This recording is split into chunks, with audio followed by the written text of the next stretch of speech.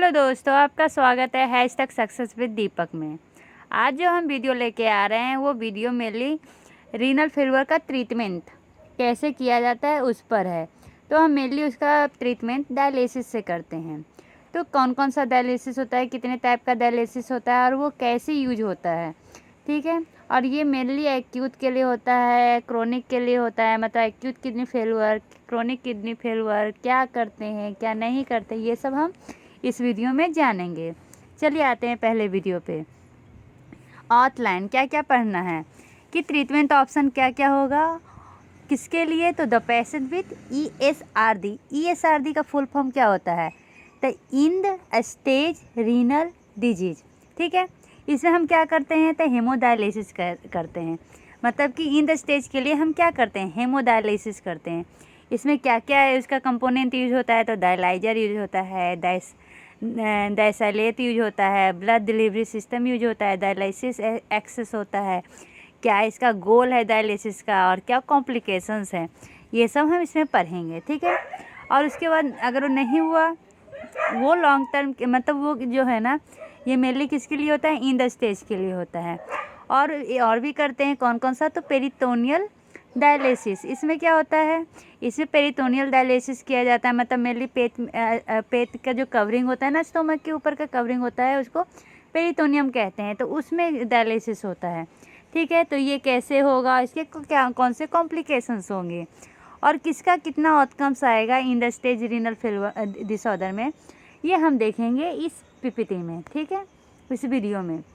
क्या है renal replacement therapy. Renal replacement therapy हम क्या करते हैं, तो किडनी का ट्रांसप्लांट करते हैं या डायलिसिस करते हैं। डायलिसिस में 2 तरह का डायलिसिस करते हैं, हेमोडायलिसिस और पेरिटोनियल डायलिसिस। पेरिटोनियल डायलिसिस किसके लिए होता है, तो CAPD और CCPD। अब ये दोनों क्या होता है सब बताएंगे, अभी थोड़ा वेट कीजिए। हेमोडायलिसिस क्या होता है, 120 लीटर, इसमें क्या होता है, वाटर का ट्रीटमेंट होता है, ठीक है। मतलब सेलाइन जाएगा और आएगा, ऐसा कुछ इसमें है। ये मेनली होम और इंस्टीट्यूशनल से रिलेटेड है नहीं। जो हेमोडायलिसिस है ये मेनली हॉस्पिटल में होता है, और जो पेरिटोनियल डायलिसिस है ये हम होम में भी करते हैं और कर सकते हैं और इंस्टीट्यूशन में भी कर सकते हैं, ठीक है। अब CCPD क्या होता है और CAPD क्या होता है, चलिए आज चलते हैं आगे। तो देखिए क्या है, ESRD में मेनली हेमोडायलिसिस करते हैं, ठीक है, और पेरिटोनियल डायलिसिस करते हैं। तो पेरिटोनियल डायलिसिस किसके लिए था, CCPD और CAPD। तो CAPD क्या होता है, इसको कहते हैं continuous ambulatory peritoneal dialysis. C से कंटिन्यूअस, A से एम्बुलेटरी, P से पेरिटोनियल, D से डायलिसिस। नहीं तो CCPD करते हैं। CCPD का फुल फॉर्म C से कंटिन्यूअस, C से साइक्लिक, पेरिटोनियल डायलिसिस, ठीक है। अब जो ये हेमोडायलिसिस होता है, one of the most common procedure होता है ESDR के। मतलब मोर देन 90% पे हम ये यूज करते हैं। लेकिन जो पेरिटोनियल डायलिसिस होता है वो उसके अपेक्षा में कम होता है। और जो पेरिटोनियल डायलिसिस होता है ना, ये कंटिन्यूअस होता है और लेस इफेक्टिव होता है। इन द टर्म ऑफ क्या, सैल्यूट क्लियरेंस। तो हम ये करते क्यों हैं, तो हमारा जब किडनी इन द स्टेज पे मतलब लास्ट स्टेज पे पहुंच जाता है, हमारा किडनी अनेबल टू माने ये टॉक्सिफिकेशन को क्लियर नहीं कर पाता है, हमारा यूरिया, ब्लड, क्रिएटिन ये बाहर नहीं निकल पाता है, वो हमारे ब्लड में उसका लेवल इंक्रीज हो जाता है, तो हम ये हेमोडायलिसिस या पेरिटोनियल डायलिसिस करते हैं, ठीक है। तो इसमें कैसे करते हैं ये प्रोसीजर आगे पढ़ेंगे, पहले टर्म समझते हैं। अब पेरिटोनियल डायलिसिस क्या होता है, ये भी एक टाइप ऑफ डायलिसिस है जिसमें क्या होता है, हम पेरिटोनियम यूज करते हैं। Peritoneum of person's abdomen as a membrane through which fluid and dissolve substance are exchange with the blood. मतलब जो फ्लूइड और डिजॉल्व सब्सटेंस है ना, उसको क्या करेंगे, ब्लड के साथ एक्सचेंज करेंगे, जिससे क्या होगा कि एक्सेस जो फ्लूइड होगा ना उसको बाहर निकालेंगे, और ये करेक्ट करता है क्या, इलेक्ट्रोलाइट प्रॉब्लम को, ठीक है, और टॉक्सिक को रिमूव करता है। अब क्या कह रहा है, जो पेरिटोनियल डायलिसिस है इसमें 1.5 to 3 litre of dextrose containing solution क्या किया जाता है, इन्फ्यूज किया जाता है। और ये मेनली कितने आवर्स के लिए होते हैं, तो 2 से 4 आवर्स का ये प्रोसीजर होता है, ठीक है। तो इसमें मेनली क्या क्या यूज होता है, तो सोडियम क्लोराइड जो सॉल्यूशन रहता है, हाइड्रोजन कार्बोनेट, ऑस्मोटिक एजेंट जैसे कि ग्लूकोज, ठीक है। तो ये CCPD और CAPD के बारे में तो मैंने बता दिया है आपको। अब क्या आ रहा है, हेमोडायलिसिस। हेमोडायलिसिस में क्या होता है, इसमें मेनली सेमी परमिएबल मेम्ब्रेन का काम होता है, ठीक है। अब सेमी परमिएबल मेम्ब्रेन के थ्रू ये होता है क्या, सॉल्यूट का डिफ्यूजन। अब क्या कह रहा है, जो हेमोडायलिसिस है वो one of the most common type होता है, ठीक है। अब इसके बारे में आगे हम PPT में पढ़ेंगे। देखिए आगे क्या है, डायलिसिस में क्या है, हेमोडायलिसिस मोस्ट कॉमन है, 90% में होता है। पेरिटोनियल डायलिसिस लेस्ट कॉमन है, कहाँ, डेवलपिंग कंट्री में। अब क्या कह रहा है, US में 5 इयर्स सर्वाइवल होता है, मतलब कि इसके कारण 5 इयर्स का सर्वाइवल 40% क्या हो गया, इंक्रीज हो गया, मोर्टेलिटी रेट डिक्रीज हो गया है। तो रिस्क फैक्टर क्या है जो ये डायलिसिस को क्या करता है, ये अफेक्ट करता है। तो old age, male sex, non black race, diabetes mellitus, malnutrition, heart disease, ये सब क्या किसको अफेक्ट करता है, तो डायलिसिस को अफेक्ट करता है, जिसके कारण डेथ हो सकता है, ठीक है। अब क्या कर रहा है, इंडिकेशन फॉर RRT। तो इसके मतलब कौन कौन से इंडिकेशन से पता चलता है कि हमें ये करना है, ठीक है। रीनल रिप्लेसमेंट थेरेपी ट्रीटमेंट, ठीक है। तो यूरेमिक सिम्टम होना चाहिए। हाइपरकैलेमिया, मतलब कि आप कंट्रोल नहीं कर सकते हैं किसको, तो पोटेशियम को, मतलब इंक्रीज हो जाए, या वॉल्यूम ओवरलोड हो जाए, या मेटाबॉलिक एसिडोसिस हो जाए, ब्लीडिंग थियासिस हो जाए, या GFR क्या हो, बिलो 10 ml हो। अगर GFR 10 to 14 ml के बीच में रहा तो हमें डायलिसिस करने की ज़रूरत नहीं है। जब GFR लेस देन 10 ml रहेगा पर 1.73 m², तभी हम डायलिसिस करते हैं, ठीक है।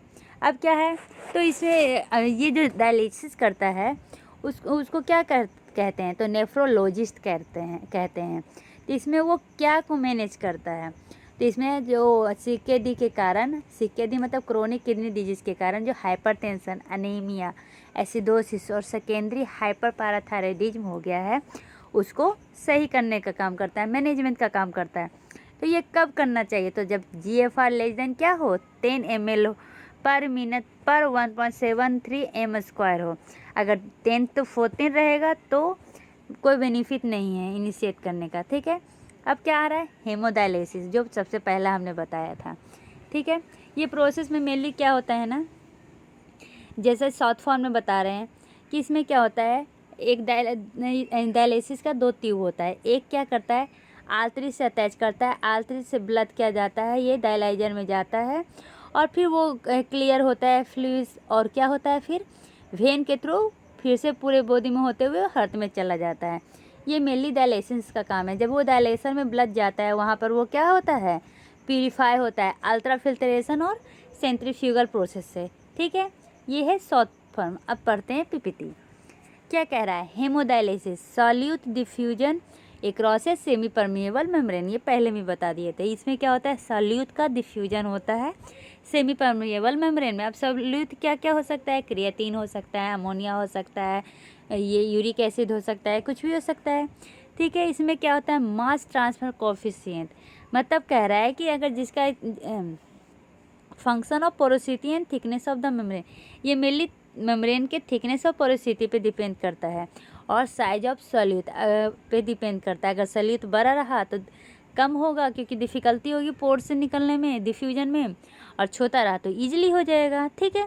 डिफ्यूजन वही कह रहा है, larger the molecule slower the rate of transfer. इसमें हम अल्ट्रा फिल्ट्रेशन करते हैं, किस लिए, तो रिमूवल ऑफ फ्लूइड के लिए, ठीक है। अब कन्वेंशन होता है किस लिए, तो सॉल्वेंट ड्रैग के लिए।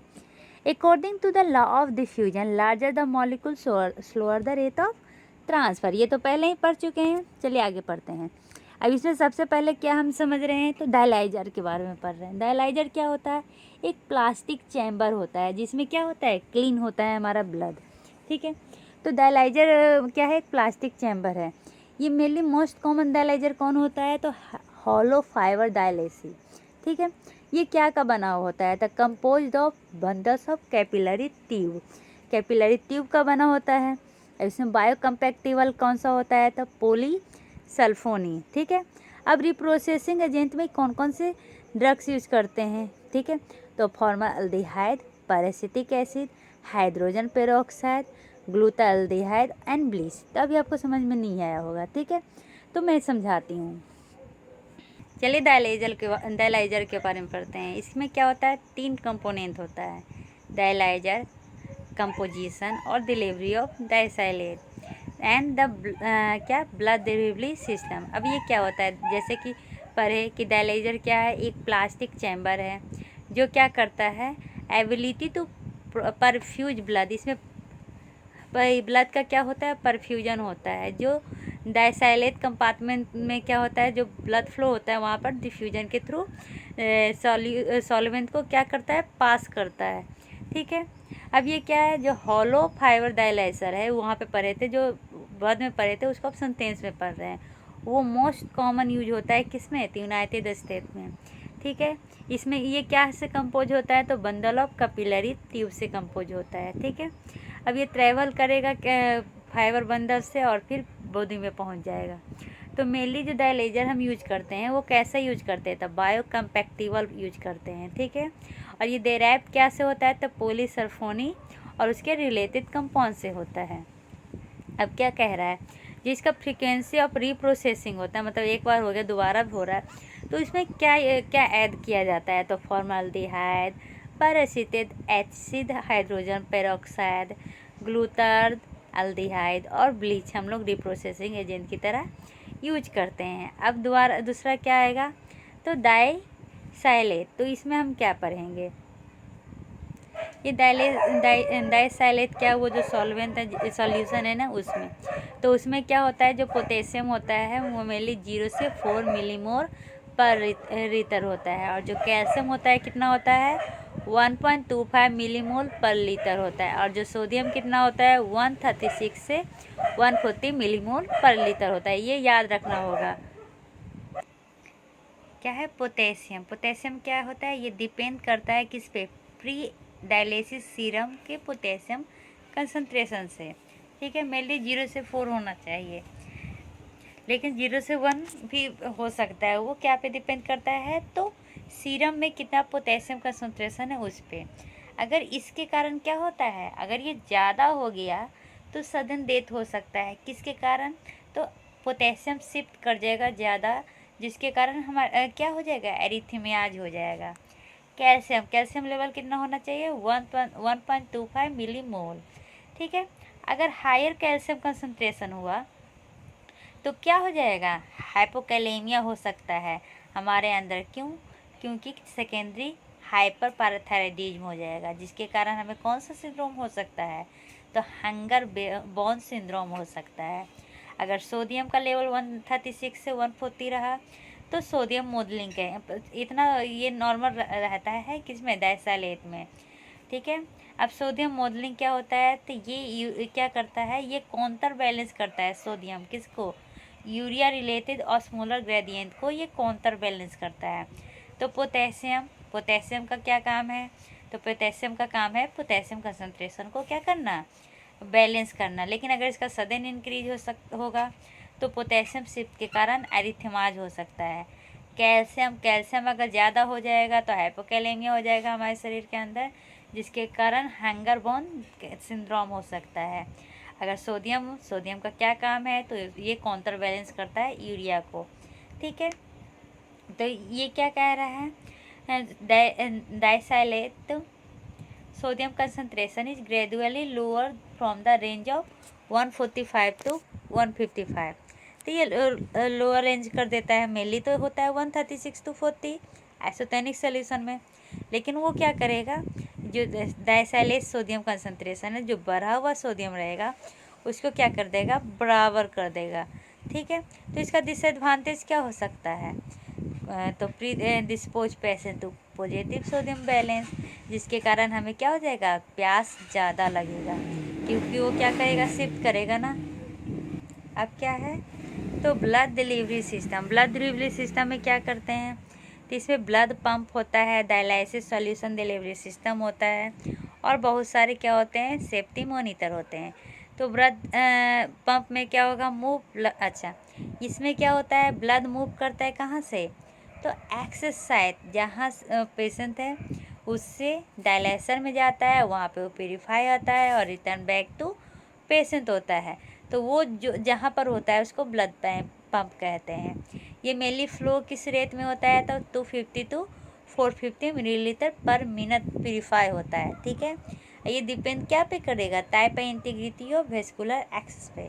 ठीक है, अब डायलिसिस सॉल्यूशन डिलीवरी सिस्टम क्या होता है, तो इसमें क्या होगा, निगेटिव हाइड्रोस्टैटिक प्रेशर होगा। क्या, निगेटिव हाइड्रोस्टैटिक प्रेशर होगा। ये मेनली क्या पे वर्क करता है, तो वही अल्ट्रा फिल्ट्रेशन बेसिस पे ये वर्क करता है। ठीक है, अब क्या कह रहा है, देखिए यही है, पेशेंट है, पेशेंट से वेन से क्या हुआ, कनेक्ट हुआ, एक वेन से कनेक्ट हुआ, एक आर्टरी से कनेक्ट हुआ, दो कैथेटर। अब क्या हो रहा है, आर्टरी से ब्लड क्या हो रहा है, जा रहा है ब्लड पंप में। ठीक है, और ब्लड पंप से वो क्या में जा रहा है, डायलेशन में जा रहा है।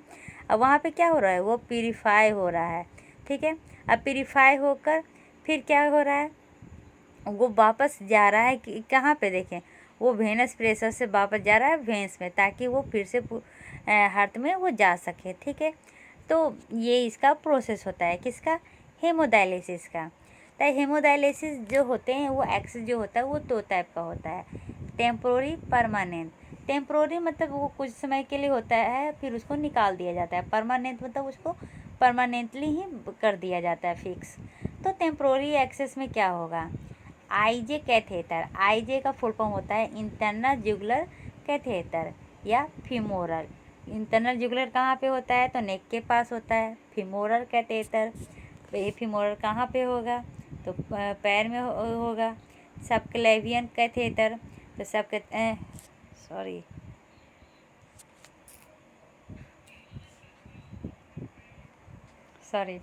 क्या है, सबक्लेवियन कैथेटर। तो सबक्लेवियन कहाँ पर होता है, तो वो हमारे अपर आर्म्स में होते हैं। ठीक है, परमानेंट एक्सेस ये क्या होगा, तो ए भी फिस्टूला या ए भी ग्राफ्ट होता है। अब ए भी फिस्टूला और ए भी ग्राफ्ट में क्या होता है, फिस्टूला में क्या होगा, ये हेमोडायलिसिस का बेस्ट चॉइस है परमानेंट के लिए। इसमें क्या होगा, आर्टरी और वेन को डायरेक्टली क्या कर दिया जाएगा, कनेक्ट कर दिया जाएगा, और क्या बनाया जाएगा, फिस्टूला। इससे ब्लड फ्लो क्या हो जाता है, ऑप्टिमल हो जाते हैं। इसमें लोएस्ट चांस ऑफ इन्फेक्शन होता है, लेकिन जो टेम्प्रोरी होता है ना, उसमें इन्फेक्शन के चांसेस ज़्यादा होते हैं। और मेनली आईजे कैथेटर में अगर इन्फेक्शन हो गया तो मोर्टेलिटी के चांसेस बढ़ जाते हैं, क्योंकि वो हार्ट के ज़्यादा नज़दीक है। ठीक है, ए बी ग्राफ में क्या होता है, डायरेक्ट आर्टरी वेन को ना कनेक्ट करके एक बीच में क्या कर दिया जाता है, सॉफ्ट ट्यूब लगा दिया जाता है। ठीक है, देखिए क्या कह रहा है, surgeon connect artery to a piece of soft tube that act as a vein. It is placed in the skin of the upper arm और लोअर आर्म। ये अपर आर्म में भी लग सकता है या लोअर आर्म में भी लग सकता है। ठीक है, अब क्या कह रहा है, hemodialysis native fistula created by the anastomosis of artery and when. Fistula मतलब क्या हो गया, फिस्टुला कैसे बनता है, तो आर्टरी और वेन जहाँ पे एनास्टोमोज मतलब कनेक्ट करता है वहाँ पे बनता है, उसको फिस्टुला कहते हैं। अब क्या है, ब्रेसिका काइमिनो फिस्टुला, ये क्या होता है, तो cephalic vein is anastomosed end to side to the radial artery. मतलब सिफेलिक वेन किससे एनास्टोमाइज होगा, तो रेडियल आर्टरी से। ठीक है, कैसे, तो इन टू साइड, तो उसको कहेंगे कौन सा फिस्टुला कहेंगे, ब्रेसिया सिमिनो फिस्टुला कहेंगे। इसके कारण क्या होता है, आर्टेरियलाइजेशन ऑफ द वेन होता है। ठीक है, highest long term patency rate किसमें सीन होता है, तो हेमोडायलिसिस में। ठीक है, देखिए ये भी फिस्टुला फेलुअल दिखा रहा है, क्या कह रहा है, फेल टू मैच्योर। वो जो उसको के एज में क्या होता है, उसको 2-3 मंथ के लिए छोड़ दिया जाता है, ताकि वो अच्छा से एनास्टोमाइज हो। अगर वो एनास्टोमाइज नहीं हुआ तो, या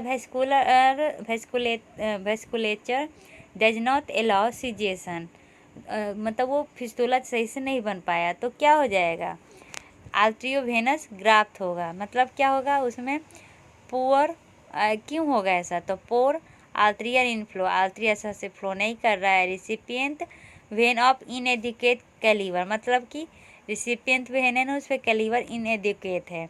ठीक है, अब क्या कर रहा है, तो उसमें हम क्या करेंगे, ए बी ग्राफ्ट करेंगे। ये क्या है, interposition of prosthetic material between artery and when. Artery और वेन के बीच में एक ट्यूब लग देंगे, जिससे कि क्या हो, वो क्या हो, अच्छा से मैच्योर कर जाए। ठीक है, अब क्या कह रहा है, देखिए वही प्रोसेस दिखाया है। मोस्ट कॉमन कॉम्प्लिकेशंस इसमें क्या होता है, ठीक है, तो मोस्ट कॉमन कॉम्प्लिकेशंस, अगर थ्रोम्बोसिस ऑफ द ग्राफ्ट में अगर थ्रोम्बोसिस हो जाए या ग्राफ्ट फेलवर हो जाए, तो वो क्या हो जाए, होता है, मोस्ट कॉमन कॉम्प्लिकेशंस होते हैं। ठीक है, क्या, थ्रोम्बोसिस और ग्राफ्ट फेलवर। गोल क्या है डायलिसिस का, तो गोल क्या है, जो काम किडनी कर रहा है वो काम यहाँ पे डायलिसिस कर रहा है। तो किडनी का काम क्या है, इंटॉक्सिफिकेशन का, तो इसका भी काम होगा इंटॉक्सिफिकेशन का, मतलब कि यूरिया, सोडियम, पोटेशियम सबका लेवल का क्या करना, मेंटेन करना है। तो वही कह रहा है करेंट टारगेट क्या है, तो यूरिया रिडक्शन रेशियो, यूरिया को रिडक्शन करना है। ठीक है, तो वो मोर देन 60 to 70% सक्सेस हो जाता है। और क्या करना है, तो ये water index clearance into time product is equal to greater than 1.2 to 1.05। क्या होता है, ये क्या होता है, बैलेंस होता है। ठीक है, ये मेरे को समझ में नहीं आया।